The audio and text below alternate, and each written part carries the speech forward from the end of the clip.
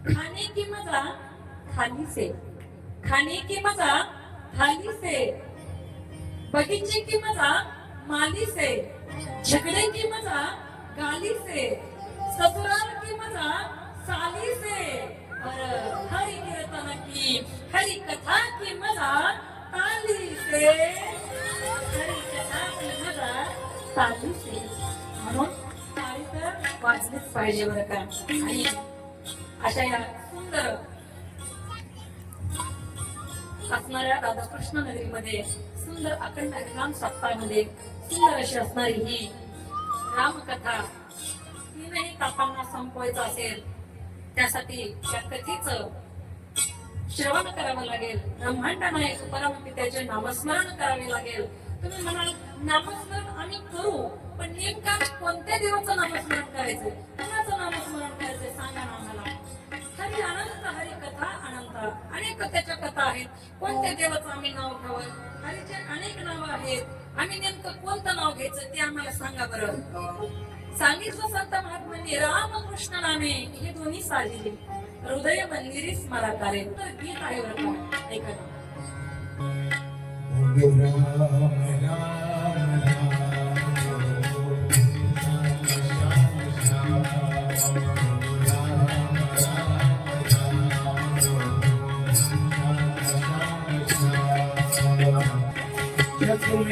सुंदर है तो चाहे कृष्ण करो या जग में सुंदर है तो चाहे कृष्ण कहो या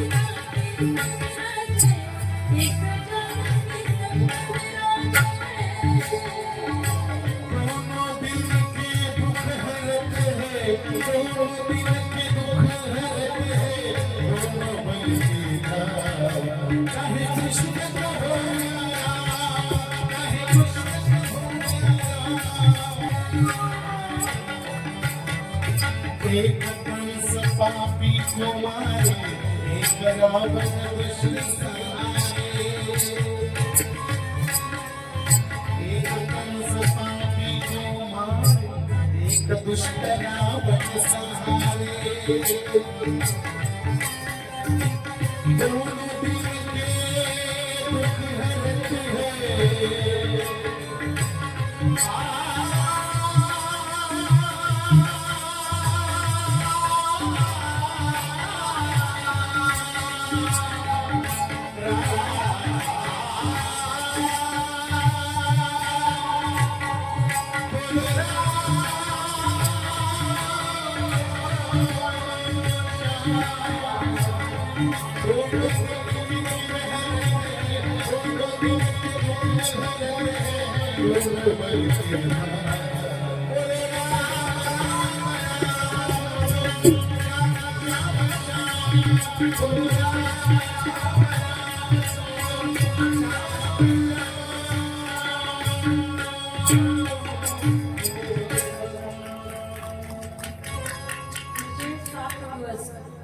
तुम्हाला या गायनाची मेजवानी मिळणार आहे बरं. आपलं भाग्य चांगलं ते आपल्यासाठी रिकामे होते. त्यांनी मुद्दाम कार्यक्रम घेतलेला नव्हता, नाहीतर एवढं मोठं व्यक्तिमत्व आपल्याला इतक्या बिजी वेळेमध्ये भेटू शकत नव्हतं बरं का. मला खऱ्या अर्थाने सांगेल, कारण त्यांचा एक एक भजनाचा कार्यक्रम ऐकण्यासाठी कुठून कुठून लोक जातात. तसं असतं आपल्या जवळच असतं बरं का, पण त्याचं महत्व थोडं आपल्याला लक्षात येत नाही. आपल्या जवळच आहेत गुरुजी राहायला, बीडमध्ये त्यांच्या अनेक ठिकाणी क्लासेस पण आहेत. आणि खऱ्या अर्थानं त्यांनी हे दिवस मोकळे ठेवले ते, कारण रामनवमीचे संध्याकाळचे भजन आहे त्यांचे.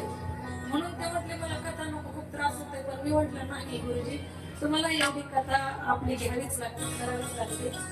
खऱ्या अर्थाने मी अंतःकरणपूर्वक धन्यवाद व्यक्त करेन गणेश महाराज जरांगे, त्यांना गुरुजी म्हणून सगळीकडे ओळखलं.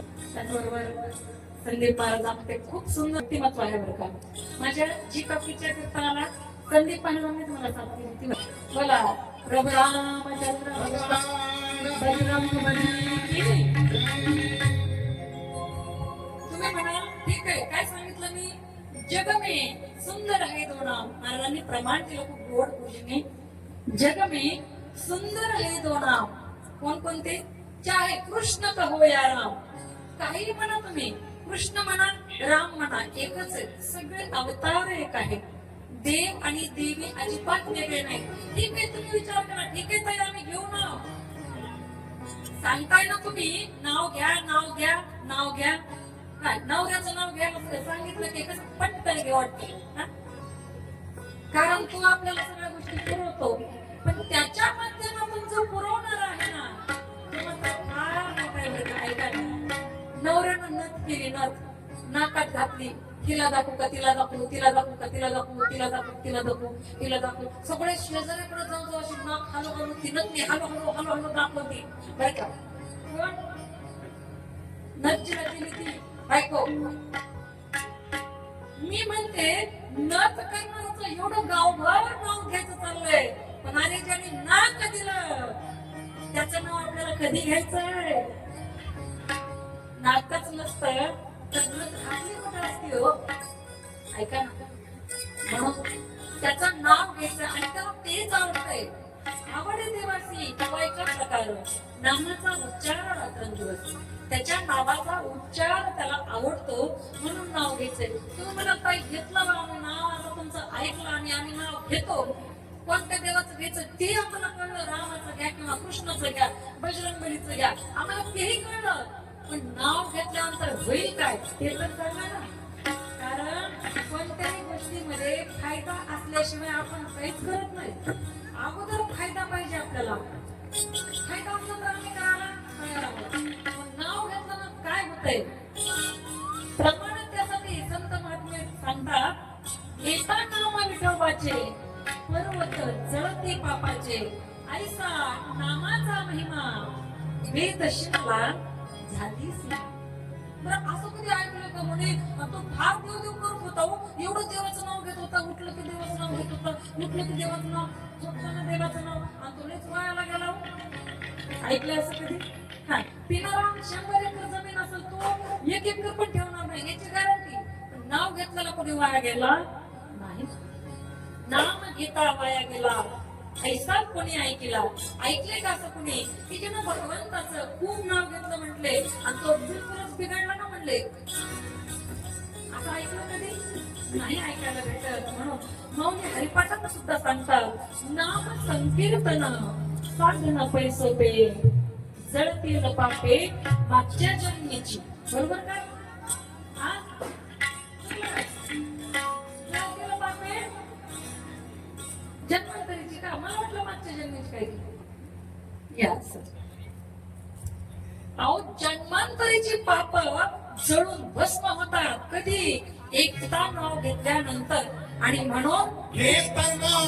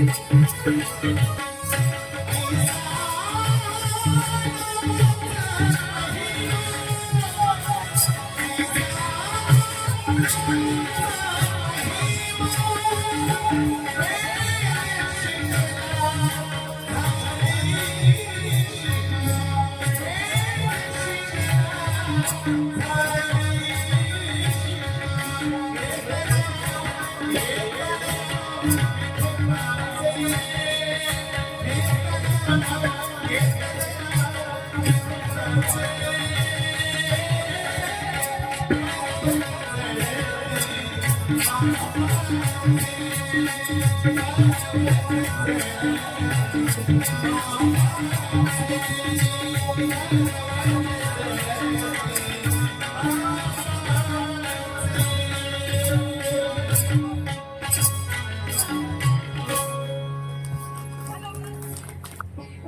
नामा विठोबाचे पर्वत जळती पापाचे पापाचे पर्वताच्या पर्वत जळतात म्हटले. बरं जळतात आता पेटून दिले का महिनाभरात जळतात म्हणले. असं आहे का? असं आहे का? आता तुमच्याकडे बरं तुमच्याकडे गवत होतं सगळे शेतकरी आहेत गवताच्या गंजी लावतात बाहेर बांधावर टाकतात गंजी त्याची गंज पेटून द्यायची आपल्याला. त्याला किती माहिती शिटावे लागते ना. हा एक डबी एक काडी ऐका आणि त्या गवताच्या गंजीला पेटून दिल्यानंतर म्हणले दीड महिना जळत आहे ते जमतंय का असं बरोबर आहे का? अहो गवताचा गंज पेटून दिली डिगभराचं गवत पेटून दिलं म्हणून तर ते तुकडं करून खात होते. तसंही म्हटले नाम घेतल्यानंतर पाप जळून कशी जातात तृणाग्नी मिळे तृणाग्नी मिळे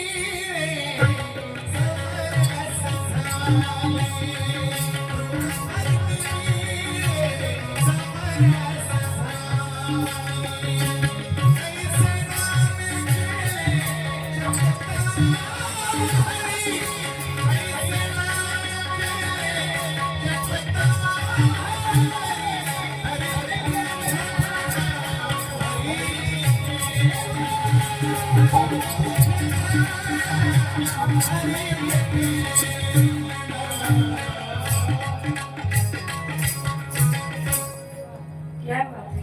क्या बात है. समरस झाले ऐसे नामे केले जगता हरे. बर जशी गवताची गंज पेटते आणि जळून खाक होते तसं भगवंताचं नाव घेतल्याबरोबर पाप जळून भस्मसात होतात. आणि खऱ्या अर्थानं आपण या मृत्यू लोकामध्ये का आलोय?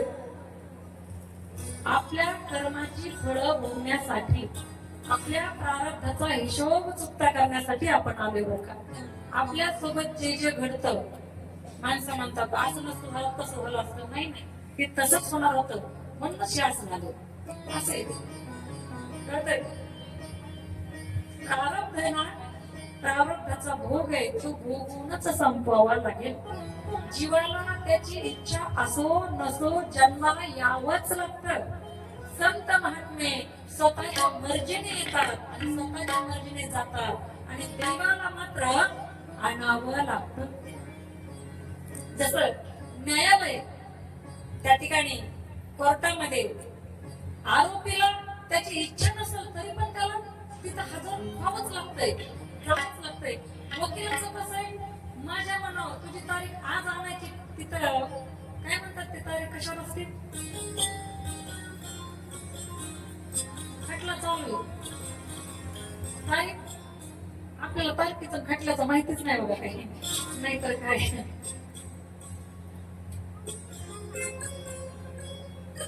तारीख मागे पुढे वाढवून घेता येते असं सांगायचंय मला वकिलाला. आणि जजला मात्र आणतात 4 गाड्या असतात पुढे 2 मागे 2 मध्ये जजची गाडी असते न्यायाधीशाची गाडी असते. तसं देव म्हणजे न्यायाधीश बर का. संत महात्मा म्हणजे वकील आहेत आणि तुम्ही आम्ही जीव हे आरोपी आहोत. म्हणून आपल्याला इथं यावंच लागणार आहे त्या कटघऱ्यामध्ये उभं राहावंच लागणार आहे. संत महात्मे वकील होऊन आपला तो मुकदमा लढतील आपली केस लढतील तेव्हा भगवंत रूपी न्यायाधीश आपल्या पार्टीने आपल्या पक्षामध्ये आपल्याकडून निकाल लावेल ही मात्र काळ्या दगडावरची पांढरी रेषा बघा. काळ्या दगडावरची पांढरी कथा कीर्तनाला आपण गेलं पाहिजे ऐकलं पाहिजे आणि खऱ्या अर्थानं बघा. आणि सोपं जे आहे नामस्मरण कोणतंही करा तुम्हाला जे सोपं वाटेल ते करा. सगळे अवघड बरं का बऱ्यापैकी. कृष्ण म्हणायचं म्हटलं तरी जिभेला वाकडं तिकडं करावं लागतं.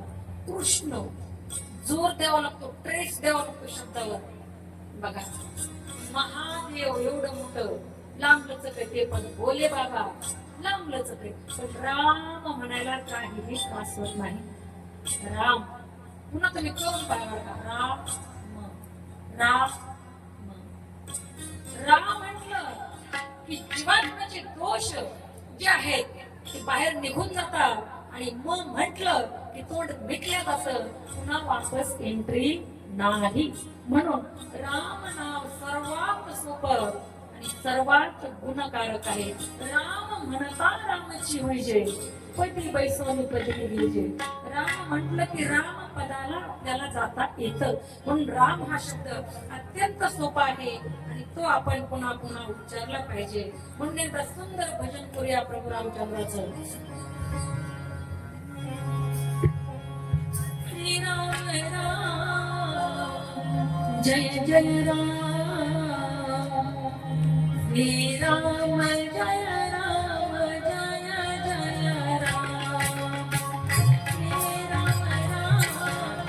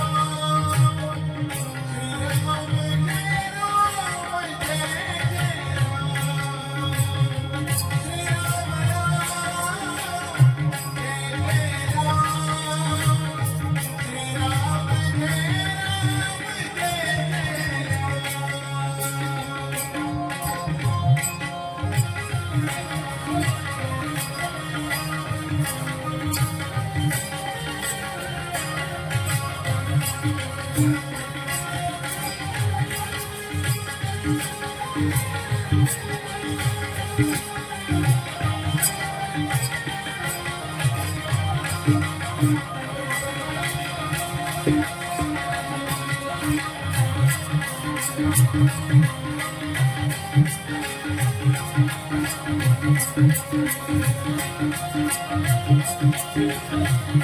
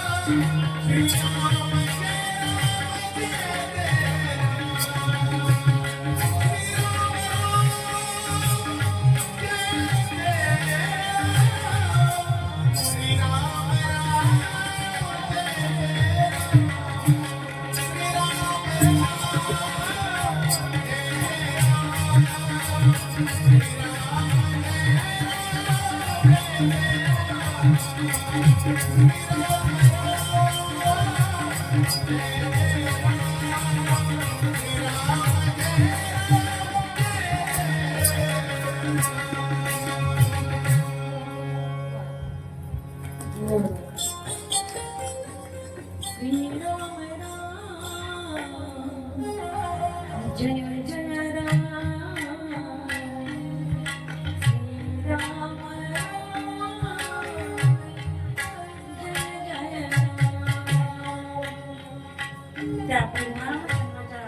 या नामामध्ये आपल्याला न्हावून जायचं बरं का. आणि ऐका,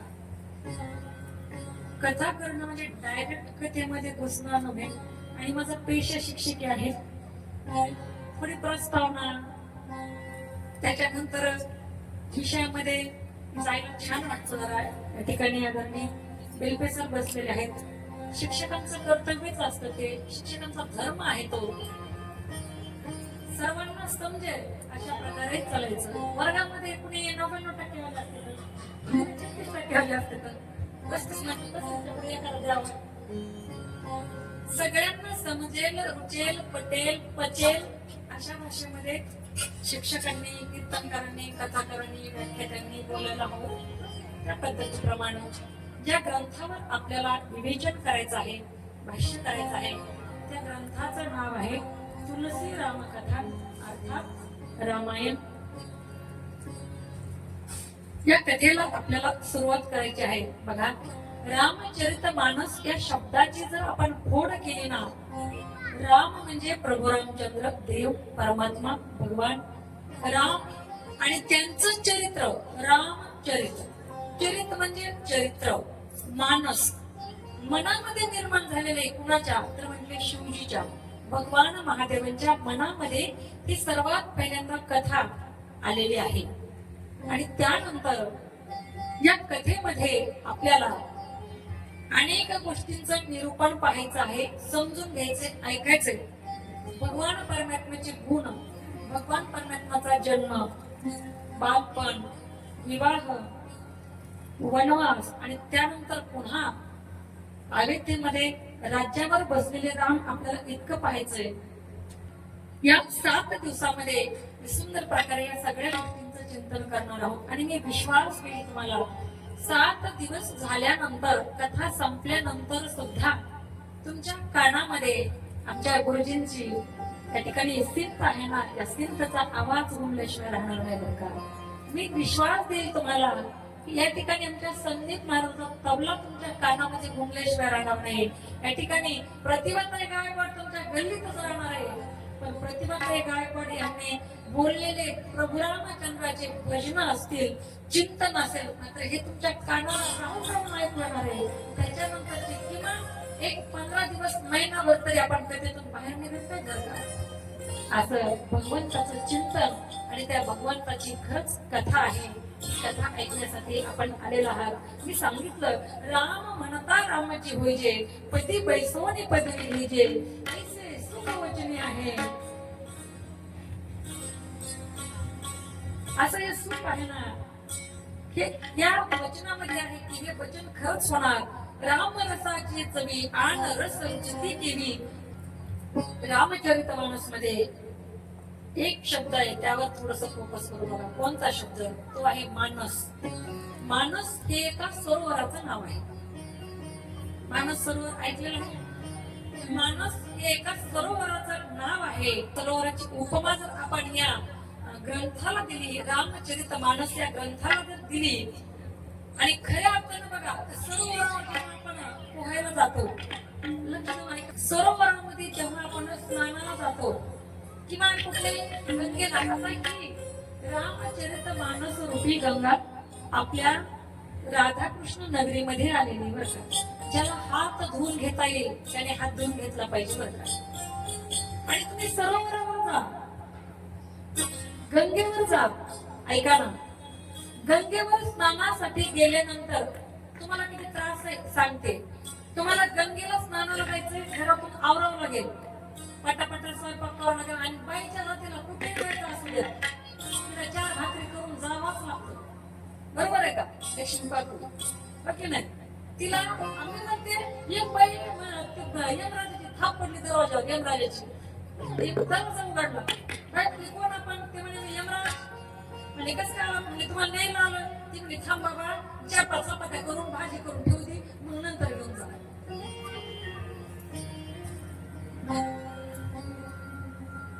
इतकं आमच्या महिलांचं अवघड आहे बरं का. ती रिकामी नाही ना, पटकन उठलं की निघता येत नाही.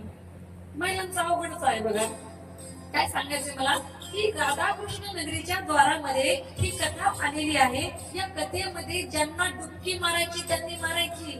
सांगते मी, ऐका. गंगेला जायचं असल्यानंतर किती त्रास आहे, ऐका ना, किती त्रास आहे. घरातून आवरायचं, बस स्टँडला जायचं, सगळ्यांकडेच मोठ्या गाड्या असतात नसतात, बरोबर आहे का नाही? बस स्टँडला जायचं, गाडी लागेल की नाही हा प्रश्न. गाडी लागली, वरती चढता येईल की नाही दुसरा प्रश्न आहे. तिसरा प्रश्न, जागा भेटेल की नाही. भेटली तर शेजारी वगणारा फिरणारा भेटते का काय त्याची टेन्शन. ते नसल भेटलं, ऐका तुम्ही टेन्शन मोजत राहा. बरं भेटली जागा, उन्हातानाचा घाम येतोय, मरणाचा जीव निघून जायची वेळ येते उन्हातानाचा प्रवास करायला. आणि याच दिवसामध्ये क्षेत्राला जास्त जाणं होतं सगळ्यांचं. ऐका, तिकडे जायचं, पैसे खर्च होतात. बरं नुसतं तिकीटच नाही, तिथं गेल्यानंतर खायला प्यायला लागतं. तिकडे काही सगळेच घालतील अशातला भाग नाही. बरं गेला तुम्ही सरोवरामध्ये, गेला तुम्ही गंगेमध्ये, गंगेमध्ये पोहत असताना, स्नान करत असताना एखाद्या वेळी खड्ड्याचा जास्त जर आपल्याला थांब पत्ता लागला नाही, खड्ड्याचा आपल्याला लक्षात नाही आला, खड्डा कुठं एखादा पाय घसरून त्या गंगेमध्ये, त्या सरोवरामध्ये पडण्याची दाट शक्यता आहे. बरं पडल्यानंतर तुम्ही वाचतानाच याची गॅरंटी नाही. वाचला तर हात पाय मोडला, दवाखान्याची भरती.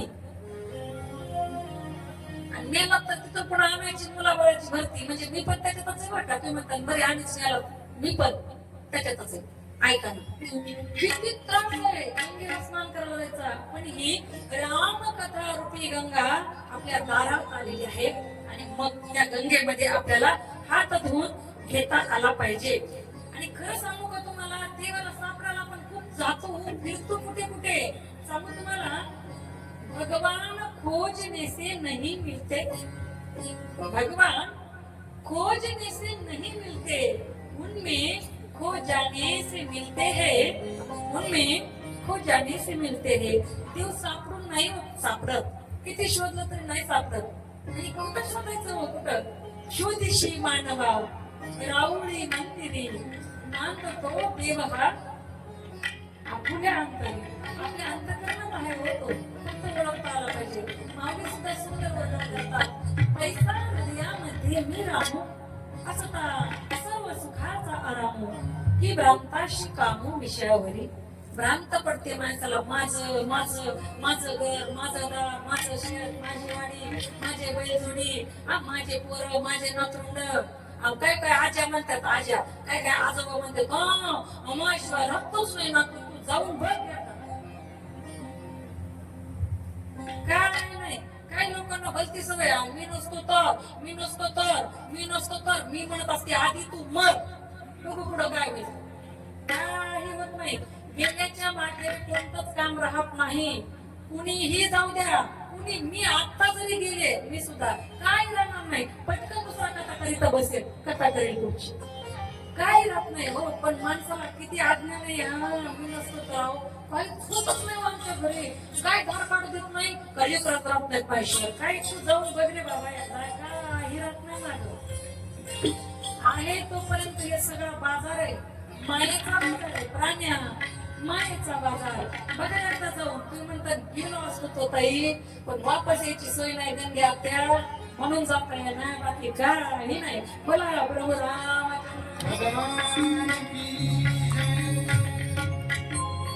आणि या ग्रंथाचं नाव रामचरितमानस असण्याचं आणखी एक कारण सांगायचं म्हटलं तर बघा, असं कारण आहे, भगवान शिवजींच्या मनातलं प्रभू श्रीरामाचं चरित्र सांगायला योग्य श्रोता माता पार्वतीच्या रूपानं मिळाला. आणि शिवजींनी आपल्या मनातलं चरित्र माता पार्वतीला सांगितलं आहे. आणि म्हणून रामचरितमानस, शिवजींच्या मनातलं रामाचं चरित्र, शिवजींच्या मनातलं रामाचं चरित्र, म्हणून नाव आहे रामचरितमानस. बोला रामचरितमानस की. अजून एक गोष्ट सुरुवातीलाच सांगेल की मी काही खूप मोठा वक्ता नाही बरं का, ज्ञानी नाहीये, विद्वान नाहीये, पण या व्यासपीठावर बसताना फक्त एक विश्वास घेऊन मी बसलेले आहे की माझं बोट पकडून प्रभू रामचंद्रांनी मला या व्यासपीठावर बसवलंय.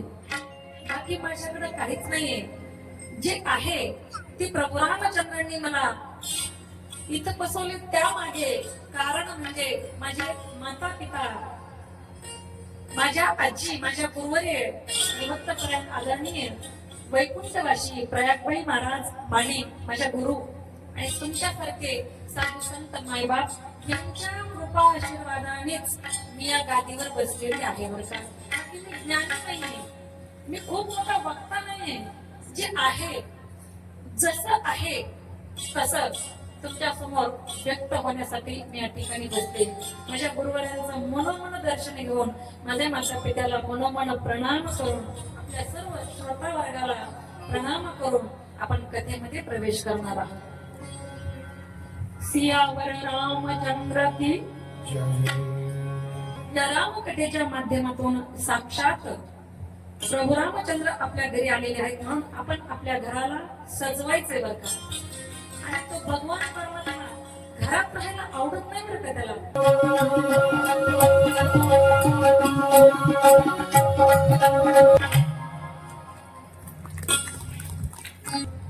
प्रभू रामचंद्र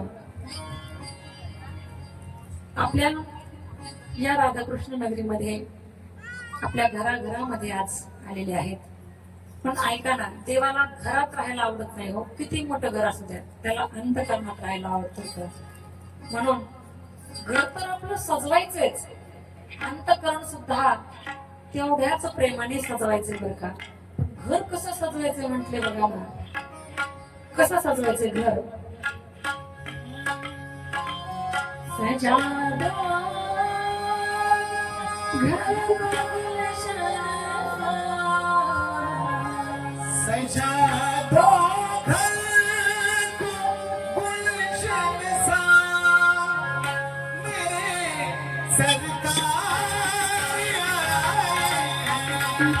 सजा दो घर को गुलशन सा मेरे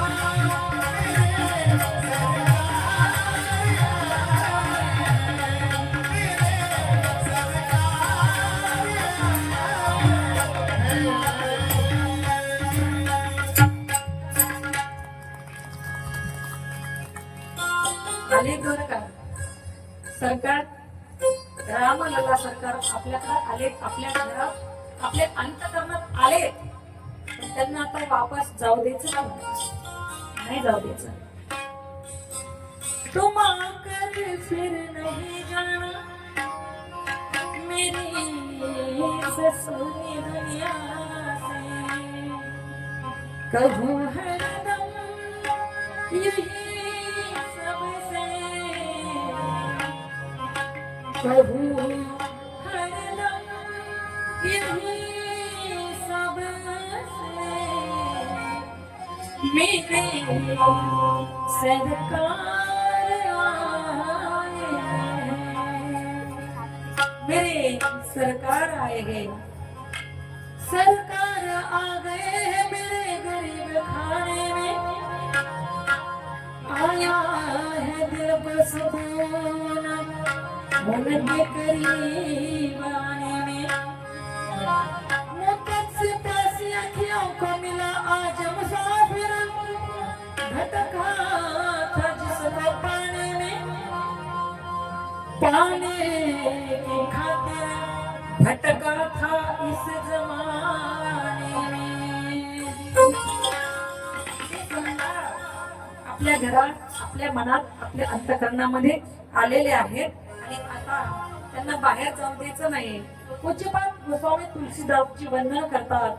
पहिलं वंदन करतात भरताला, दुसरं वंदन करतात लक्ष्मणाला, तिसरं वंदन शत्रुघ्नाला आणि रामांना आणि सीतामैयाला वंदन करतात. राम नामाला वंदन करतात. सगुण निर्गुण रूपाला वंदन करतात आणि तुलसीदासजी सांगतात की रामचरित मानस भगवान ज्यांनी मनात ठेवलं सरोवराला मानस सरोवराची उपमा दिल्यानंतर त्या रामचरित मानसाला सरोवराची उपमा दिली तर याच्यामध्ये आपल्याला डुबता येतं. आणि एक गोष्ट बोलेल मी, ऐका.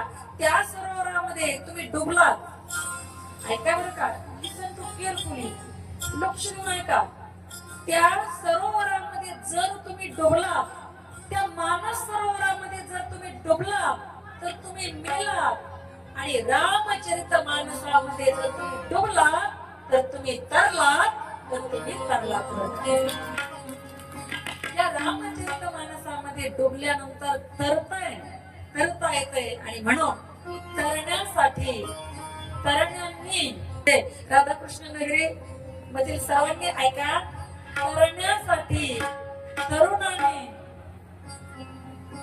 तरण्यासाठी तरुणाने तगमगीने तयारी करून तत्पर होऊन या मंडपामध्ये यायचं आहे. करायचं असेल तर, जर जायचं असेल तरुण तर घ्या परमार्थ करून. जर जायचं असेल तरुण तर घ्या परमार्थ करून, घ्या माता पित्याची सेवा करून, घ्या सत्कर्म करून. आणि जर जायचं असं मरून तर घ्या काय विचारून. प्रभू रामचंद्र भगवान की. आणि या रामचरित मानसाला सरोवराची उपमा जर दिली, आपण पाहिलेलं आहे सरोवराला सुद्धा 4 घाट असतात. 4 घाट, बरोबर आहे की नाही? 4 घाट सगळे कोण बांधलेलं असतं ना, घाट असतात ना, 4 कोपरे असतात सरोवराला सुद्धा. तसं या रामचरित मानसाला सुद्धा 4 घाट आहेत. कोणकोणते घाट आहेत ऐका. एक आहे ज्ञान घाट, दुसरा आहे कर्मकांड घाट, तिसरा आहे त्या ठिकाणी शरणागती घाट आणि चौथा आहे समर्पण घाट. हे 4 घाट रामचरित मानसामध्ये आलेले आहेत. प्रभु हम भी शरणागत है, स्वीकार करे तो जाने. जैसे पतित को सरकार पावन करे तो जाने, पावन करे तो जाने. आणि म्हणून तुलसीदासजी म्हणतात की माझ्यासारखा मंद बुद्धी असणारा, मंद बुद्धी म्हणून घेतात तुलसीदासजी. आणि मी सांगू का, जी हुशार माणसं असतात, जी ज्ञानी माणसं असतात बरं का, जी ज्ञानानं प्रगाढ पंडित असतात, प्रचंड ज्ञान ज्यांच्याकडे असतं ना, ती माणसं ज्ञानाचा देखावा कधीच करत नाहीत. कसं असतं, उथळत्या पाण्याला खळखळाट फार असतो बरं का. चिल्लर असं खळखळत वाजत राहतं, नोटा गप्प वाजतात. नोटा कितीही असतात आपल्या खिशात, आवाज करत नाहीत, मी आहेत म्हणत नाही, पण चिल्लर 2च ठोकळे असू द्या, खळम खळम खळम असल्याशिवाय राहत नाही. तसं कमी ज्ञान असलं का ते जास्त कुठंही मिरवत जास्त. मला म्हणजे सगळं येतं, मी मला पुढं होऊ द्या, माझं घ्या, मला म्हणू द्या, मला बोलू द्या, माईक माझ्याकडे घ्या. कसं असतं, ज्ञानी लोक जे असतात, तत्वज्ञानी जी लोक असतात, ती शांत असतात, संयमी असतात. कुणी म्हणा म्हटलं तरी ठीक आहे, नाही म्हणा म्हटले तरी ठीक आहे. कुणाच्या पुढचा माईक उचलला ज्ञानांच्या तरी त्यांना राग येत नाही, त्यांना वाईट वाटत नाही. ठीक आहे, चला तुम्ही म्हणा बाबा, आम्ही तुमच्या मागे म्हणतो, काही हरकत नाही. पण जे नवीनच शिकलेलं असतं, 4 अभंग माझ्यासारखं 4 अभंग झाला येतात का, माझ्या पुढचा जर माईक उचलला रे बाबा, माझ्या पुढचा माईक उचलला, आम्ही नसते म्हणतात. आता मला म्हणायचंच नाही. कोणी म्हणेल का म्हणावत आहे, नाही मला म्हणायचंच नाही. आता माझ्या पुढचा माईक उचलला म्हणजे हे नवीन नवीन 4 अभंग पाठ करणारे ते करतात. असं ज्ञानी माणसं असं करत नाहीत. बोला प्रभू रामचंद्र भगवान की जय. गोस्वामी तुलसीदासांनी हा शरणागती घाट स्वीकारल्यावर का, शरणागत आहे गोस्वामी तुलसीदासजी. मी शरणागत आहे प्रभू तुम्हाला, मी शरण आलेलो आहे. आणि माझ्यासारखा मंद जो आहे ना, मी सुद्धा म्हणेल बरं का, माझ्यासारख्या मंद पामराला भगवंताने या व्यासपीठावर येऊन मांडलंय बरं का. दगड आहे, दगड अगदी, पण त्यात भगवंताची कृपा माझ्यावर कशी झाली कळलं नाही बरं का मला. तसं गोस्वामी तुलसीदासजी म्हणतात की मी मंद बुद्धी आहे रे देवा, मला जसं जमतंय ना तो पावन करून घे. तुलसीदासजी म्हणत आहेत आणि वक्ता झालेले तुलसीदासजी जवळ कुणीही श्रोता नाहीये बरं. विना श्रोत्याचं वक्त्याने ज्ञानदान कसं करावं आहे का. आम्हाला माणसं कमी असले की बोला वाटत नाही आजकालच्या श्रोत्यांना आमच्यासारख्या. अरे माणसं फार कमी, तर नियोजन खूप चांगले बरं का, पण माणसं नाही येत तिथं असं म्हणतात आमच्यासारखे वक्ते.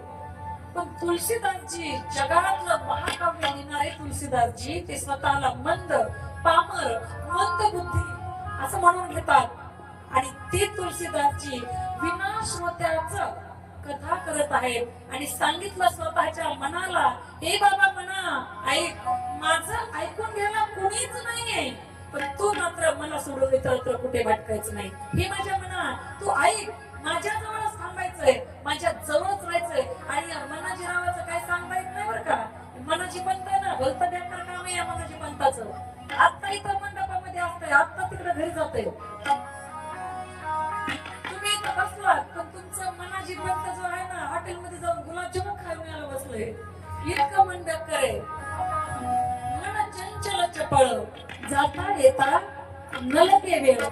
म्हणून तुलसीदासजी म्हणतात, हे मना तू मात्र मला सोडून कुठेही जाऊ नको. तुम्ही सुद्धा तुमच्या मनाला सांगायचे, मी बसलोय खरा, पण मना तू सुद्धा इथंच राहा. नाहीतर बघा, आपलं मन कथा कीर्तनात जर नसेल, तुम्ही बसलाय मला दिसताय का, खूप सुंदर सजून धजून आलेले बसलेत मस्तपैकी समोर, पण मन जर समोर नसेल, महाराज वर्णन करतात, मी माझ्या पद्धतीचं सांगत नाही. जवळी नाही चित्त काय मांडी प्रेत. तुम्ही बसलेले असताल आणि मन जर तुमच्या जवळ नसेल तर ते तुम्ही नसून ते जिवंत प्रेत आहे असं महाराज सांगते बरं का, मी सांगत नाही. म्हणून आपल्या मनाला सांगायचंय, मला सोडून जायचं नाही. तुलसीदासजींनी रामचरितमानस संस्कृत मध्ये लिहिलं बरं का, अगोदर संस्कृत मध्ये लिहिलं, पण काय व्हायचं, संध्याकाळी लिहिलं की रात्री लिहिलं ना की सकाळी उठल्यानंतर पुढचं लिहायला घ्यायचे ना जेव्हा तुलसीदासजी, तेव्हा जे लिहिलेलं होतं ना ते पुसून गेलेलं असायचं सगळं. संध्याकाळी लिहित बसायचे, रात्रभर लिहित बसायचे दिव्याच्या उजेडामध्ये, आणि सकाळी उठून पाहतात तर सगळे अक्षर नाहीसे व्हायचे. बऱ्याच दिवस हा उपक्रम तुलसीदासजींचा चालला आणि बऱ्याच दिवस असं झाल्यानंतर तुलसीदासजी विचार करू लागले काय करावं. मग तेव्हा भगवान शिवजींनी स्वप्नात येऊन सांगितलं, हे तुलसी ऐक म्हटले, वत्सा बाळा ऐक. हे तुलसीदास ऐकतायत, सांगू तुला म्हटले, शिवजी म्हणतायत, हे तुलसी रामकथा लिहायची तुला, तू संस्कृत भाषेत लिहू नकोस, कारण संस्कृत सगळ्यांनाच कळेल असं नाही ना, बरोबर आहे. संस्कृत ही देवांची भाषा आहे, सगळ्यांना येत नाही. होय महाराज, उषाताई महाराज, तुम्हाला येतं म्हणून सगळ्यांना थोडी येतं, आम्हाला नाही येत ना. आम्हाला तुम्हाला सगळे 18 अध्याय तुमच्या पाठ येतं गीतेमधले, पण आमच्या कुठे येतं. आम्हाला पोपटासारखं इथं बोलता येतं असं, आमच्या कुठं पाठ येतं सांगू. आई, माझी आई समोर असली का मला फार बळ भेटतं बरं का. म्हणजे तुम्ही म्हणता वडिलांचं काय, वडिलांचं भेटतं, पण ते जरा थोडं अवघड असतं. कसं असतं ते, बापाचं कसं असतं टप्पू द्यायचं मग सांगायचं, आईचं कसं असतं पूर्वाळून सांगायचं असतं. हा, तसं दोघांपासूनही बळच भेटतं, पण एकीकडून एक आदरयुक्त भीती आणि इकडं फक्त प्रेम आणि प्रेम असतं बरं का. कोणत्याही कुणाच्याही आईकडे बापाचं काय कसं असतं, आतून प्रेमाचा हात द्यायचा पण वरतून झोपटायचं असेल कुंभारासारखं. हा, आणि कुंभारासारखं नाही घडवलं म्हटलं तर घडणारच नाही ना, आईच्या नुसत्या प्रेमाने घडणार नाही बरं का. म्हणून दोघांचंही प्रेम आवश्यक असतं, भीतीचंही प्रेम आवश्यक आहे, प्रेमाचंही प्रेम आवश्यक आहे, धाकाचंही प्रेम आवश्यक आहे, सगळं आवश्यक आहे जीवनामध्ये. जीवन चांगलं जगायचं असेल तर, कसंही जगायचं असेल तर मग तुम्ही काही करू शकता. मी सांगितलं, जायचं असेल मरून तर घ्या, काय विचारून, त्याला काही अर्थ नाहीये. पण समाजामध्ये नावलौकिक मिळवायचं असेल, आदर पाहिजे, भीती पाहिजे, प्रेम पाहिजे त्या माणसांच्या मागे बरं का. ऐका, मी सांगत होते एके दिवशी झाला असं मग भगवान महादेवजी स्वप्नात आले आणि त्यांनी सांगितलं, हे तुलसी ऐक ना, तू ही कथा संस्कृत भाषेमध्ये लिहू नकोस, तर सगळ्यांना समजेल अशी अवध भाषेमध्ये ही कथा लिही.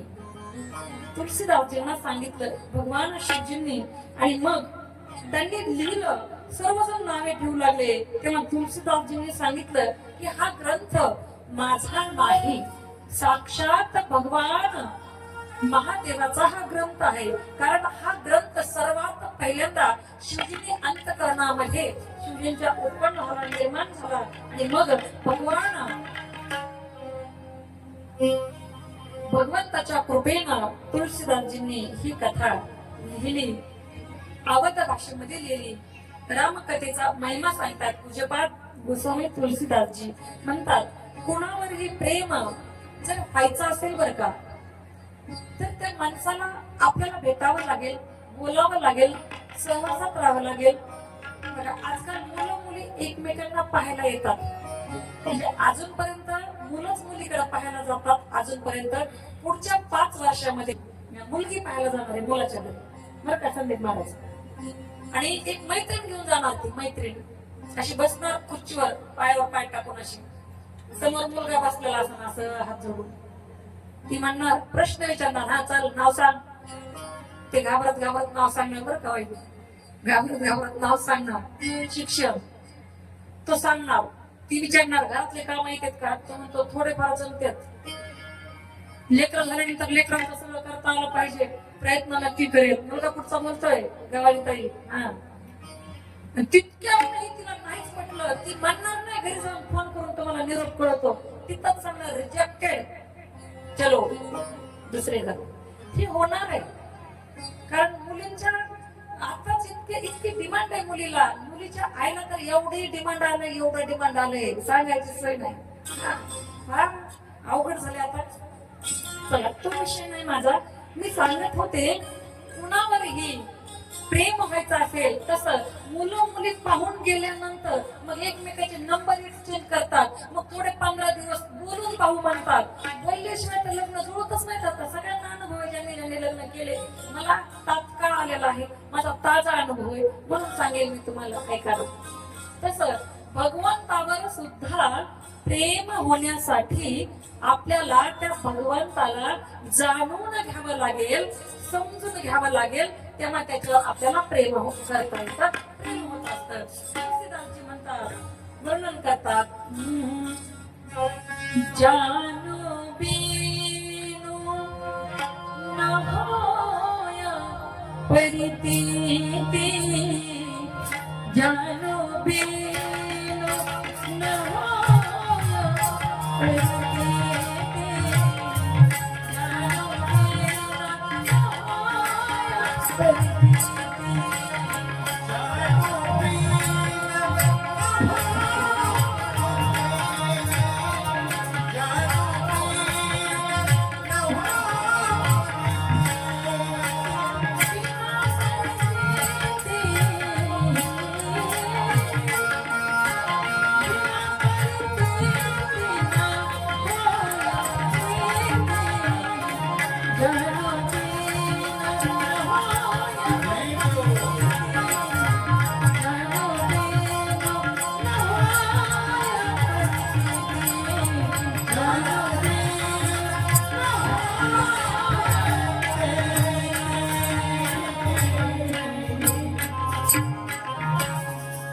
जोपर्यंत त्याला जाणून घेणार नाही, तोपर्यंत त्या भगवंतावर आपलं प्रेम होणार नाही, आणि विश्वास सुद्धा आपला बसणार नाही की तो काय करतो.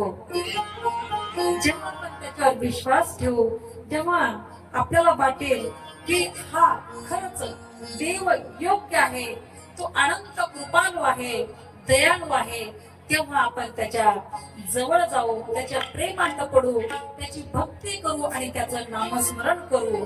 त्या रामचरितमानसामध्ये एक साथ 4 ठिकाणी ही कथा चालू आहे. पहिलं ठिकाण आहे पूज्यपाद गोस्वामी तुलसीदासजी काशीमध्ये आस्ती घाटावर कथा करत आहेत आणि श्रोता आहे स्वतःच मन. त्या घाटाचं नाव आहे शरणागत घाट. गोस्वामी तुलसीदासजींनी सांगितलं की तुम्हाला या कथेचं महिमान सांगणार आहे, राम नावाची ताकद सांगणार आहे. चारही ठिकाणी कथा सुरू होण्यापूर्वी कथेची महिमा गायली जाते. काय म्हणतात ही कथा कशी आहे?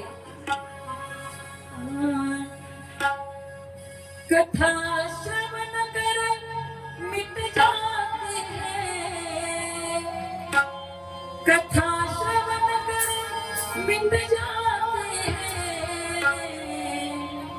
सौ जन्म जन्म की व्यथा.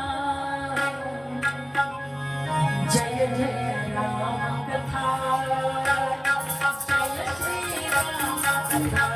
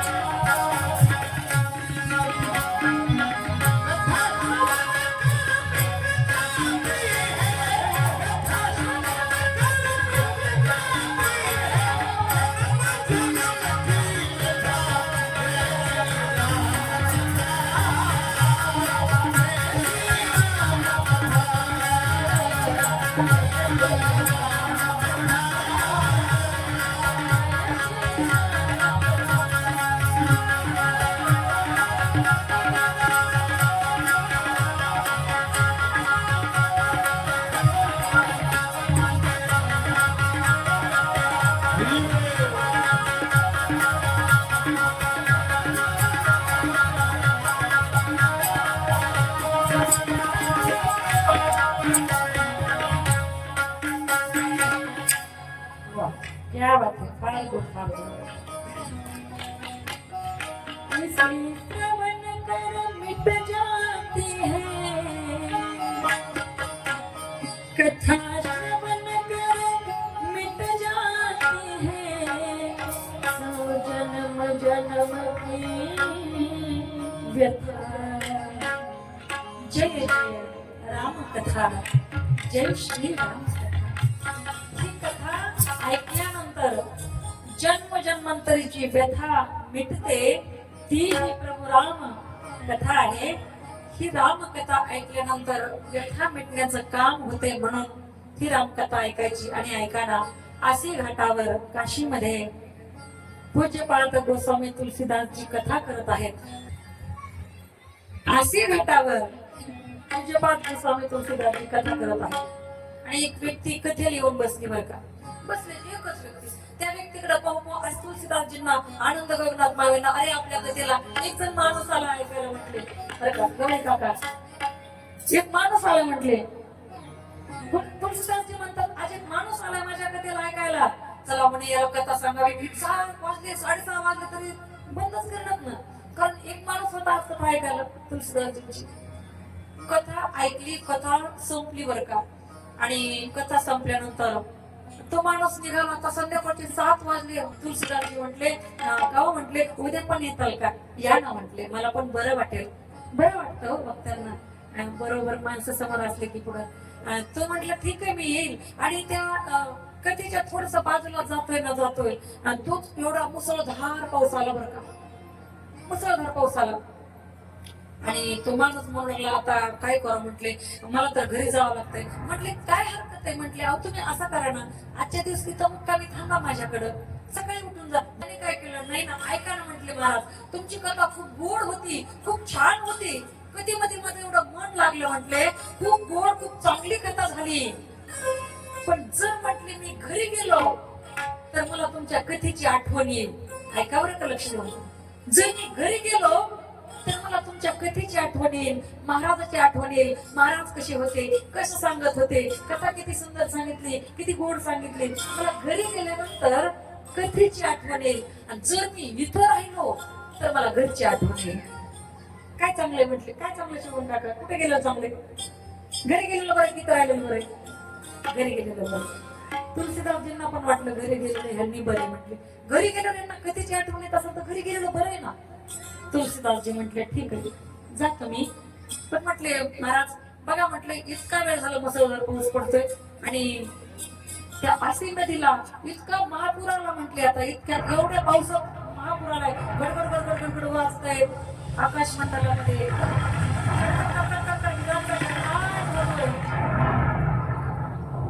एवढा महापूर आलाय, मी कसं जाऊ, जायचं कसं.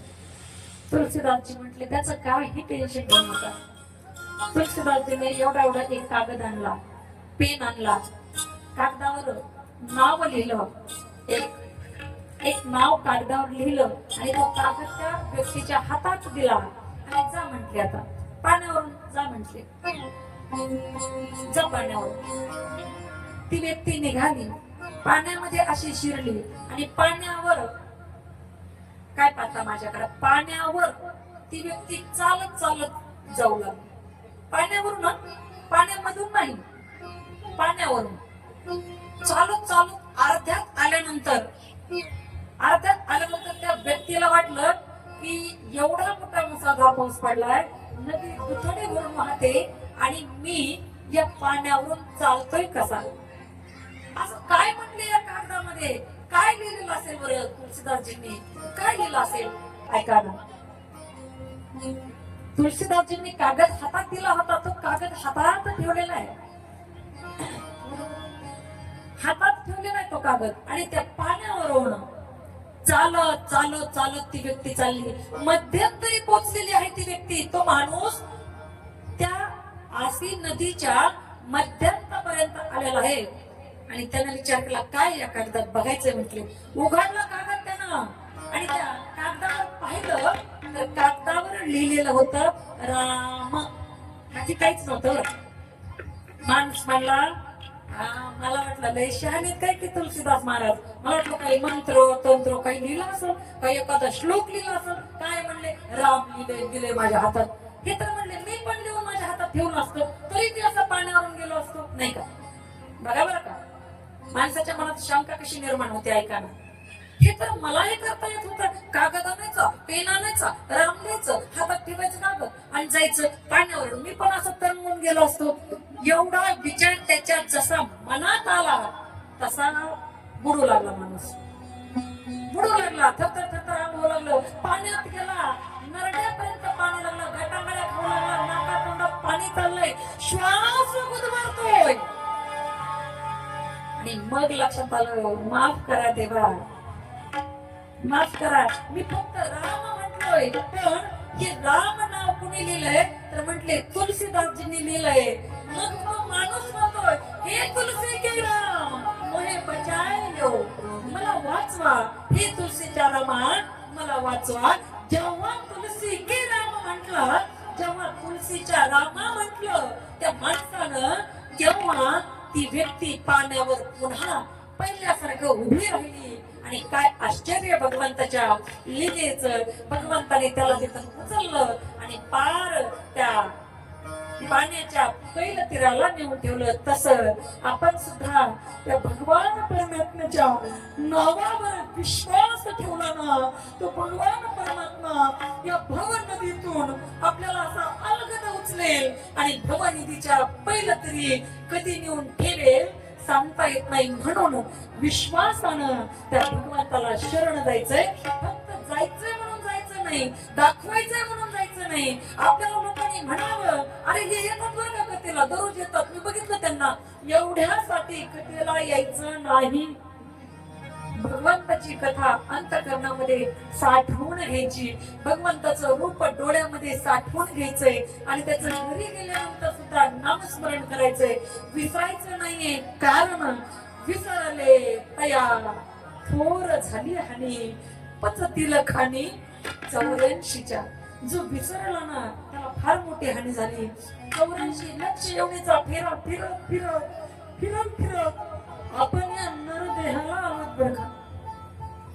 येते का लक्षात? 84 लक्ष योनी फिरत फिरत आपण या नरदेहाला आलो. नरदेह म्हणजे 84 लक्ष योनीतून बाहेर पडण्याचा मार्ग आहे, दार आहे. जर एकदा का हे दार चुकलं तर पुन्हा पुनरपि जननम पुनरपि मरणम पुनरपि जठरे जननी शयनम हे संसार कलविस्तार आवार भजतानंद भजतानंद भजतानंद रमते. किती वेळा जन्माया किती वेळा जन्माया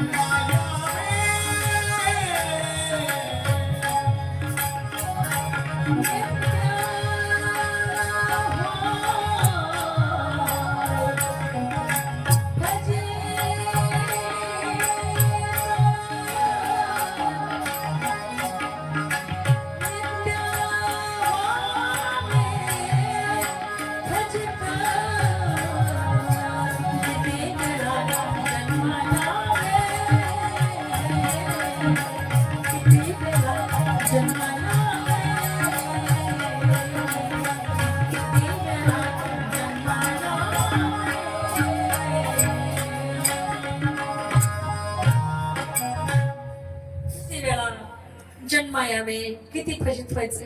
बरं जन्माला येणं सोपं का? 9 मास कष्टालाशी 10 महिने प्रसूत झाले. एकाची कर्म आड तुझी मान अडकली. आईच्या गर्भातून बाहेर पडताना, आईच्या पोटातून बाहेर येताना किती कर्म आडवाला तिथंच आपला मृत्यू होतो. बघा तुम्ही पाहिलं असेल अनेक बाळांतील आडवणी ज्याला म्हणतो आपण, जन्माला येतानाच त्या लेकराचा मृत्यू होतो. फार फजिती जन्माला येताना, फार फजिती. पण आपण या नरदेहाला आलोत ना, नरदेहीचा हाची स्वार्थ साधावया. चौथा पुरुषार्थ साधायचा आहे. कोणता? धर्म अर्थ काम आणि मोक्ष 4 पुरुषार्थ शास्त्राने सांगितले. त्यापैकी मोक्ष हा पुरुषार्थ आपल्याला साधावयाचा आहे आणि तो याच शरीराला आल्यानंतर साधता येतो. बोला प्रभू रामचंद्र भगवान की जय. त्यासाठी करायचंय काय? सदा नाम घोष करू हरि कथा, तेने सदा चित्ता समा